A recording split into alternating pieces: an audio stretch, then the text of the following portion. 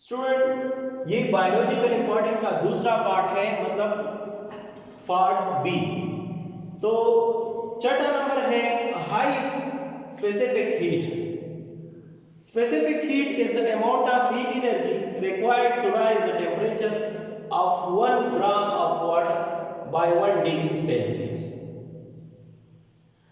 Temperature of water rise and fall more slowly as compared to other liquid because they contain hydrogen bonding. Hydrogen bonding की वजह से water molecule का जो temperature है उसमें rising और फॉलिंग बहुत स्लोली होता है अदर लिक्विड के बनिस्बत, क्योंकि इसमें हाइड्रोजन बॉन्ड है। So this property help the organism to maintain internal body temperature and protect from rapid temperature change. और इसी प्रॉपर्टी मतलब वाटर की मतलब इसी प्रॉपर्टी की वजह से ऑर्गेनिज्म का जो इंटरनल टेम्परेचर है बॉडी का वो मेंटेन होता है और प्रोटेक्शन दिया जाता है रैपिड टेम्परेचर चेंज।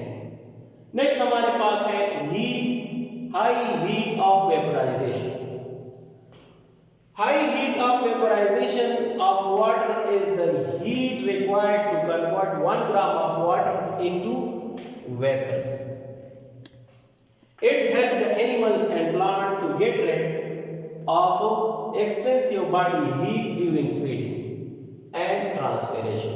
Sweating मतलब जब पसीना हमारे जिस्म से निकलता है तो हमारे जिस्म से जब पसीना निकलता है तो उसी वजह से हम कूलिंग इफेक्ट हमारे जिस्म मतलब उसमें कूलिंग इफेक्ट आता है, शो होता है। और जब ट्रांसपिरेशन होता है तो प्लांट जो है वाटर ट्रांसपायर करता है और प्लांट जब ये ट्रांसपिरेशन कर लेता है तो प्लांट बॉडी से भी हीट रिलीज होता है इस अंदाज से।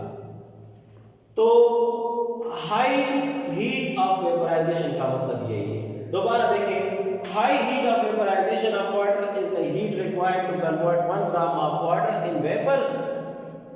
It helps the animals and plant to get rid extensive body heat. इसी वजह से प्लांट और एनिमल्स मतलब वाटर जो है ये हेल्प करता है एनिमल्स और प्लांट को, क्योंकि इसके बॉडी से ज्यादा हीट रिलीज होता है during sweating and transpiration. Water expand at low temperature पे वाटर एक्सपेंड हो जाता है। So water expand at low temperature that is below 4 degree centigrade. 4 degree centigrade पे वाटर एक्सपेंड हो जाता है, फैल जाता है। जिस तरह आप लोग फ्रीजर में पानी रखते हैं तो जब बर्फ बन जाता है तो वो उस कंटेनर जिस कंटेनर में आप लोग रखते हैं तो उसके सरफेस से मतलब ज्यादा स्पेस लेता है। जितना आप लोगों ने रखा है वाटर जितना आप लोग रखते हैं उससे ज्यादा स्पेस पकड़ लेता है।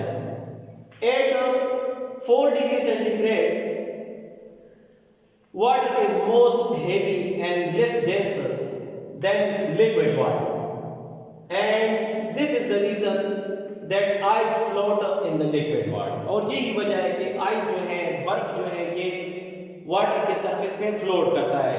और स्टूडेंट ये देखिए जब ये आइस बनता है बर्फ बनता है तो ये वाटर मॉलिक्यूल देखिए ये एक वाटर मॉलिक्यूल है, ये दूसरा वाटर मॉलिक्यूल है। तो एक वाटर मॉलिक्यूल दूसरे वाटर मॉलिक्यूल के साथ मतलब अटैच होगा हाइड्रोजन बॉन्ड के जरिए।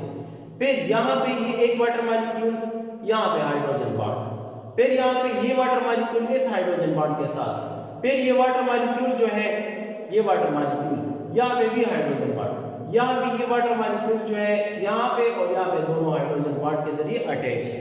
तो स्टूडेंट ये एक हेक्सागोनल स्ट्रक्चर बनाता है। ये रेड कलर का है ये ऑक्सीजन, ये हाइड्रोजन बॉन्डिंग है ब्लू लाइन, और ये वाला हाइड्रोजन है। नेक्स्ट हमारे पास है act as a reactant and products.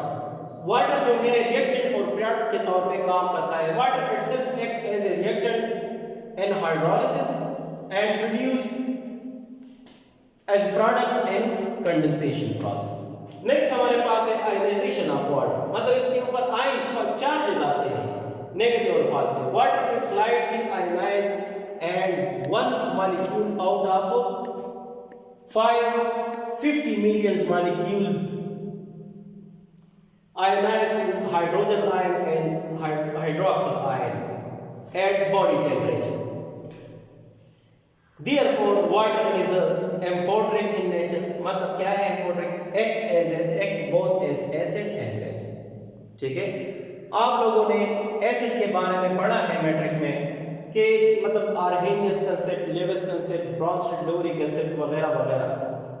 Science के लैंग्वेज में एसिड उस केमिकल्स को कहा जाता है जो वाटर में हाइड्रोजन आयन देता है, और बेस उस केमिकल को कहा जाता है जो वाटर में हाइड्रोक्सिल आयन देता है। Surface tension, water has high surface tension. Water has high surface tension, so the surface tension of water act as a thin visible elastic membrane. तो इसका ये जो surface tension है ये elastic membrane के तौर पे काम करता है, invisible और thin layer के तौर पे काम करता है। This is due to the polar nature of water molecule, और ये polar nature of water molecule की वजह से होता है which help the surface water molecule cling together, एक दूसरे के साथ मतलब चिपके रहते हैं, and rise in narrow tube, और ये narrow tube में rise होता है, for example xylem, जिस तरह के मैंने पहले explain किया है, and also keep them moist, और उसको moist रखता है। तो स्टूडेंट ये था फर्स्ट ईयर का lecture biological importance of water, और ये सेकेंड पार्ट।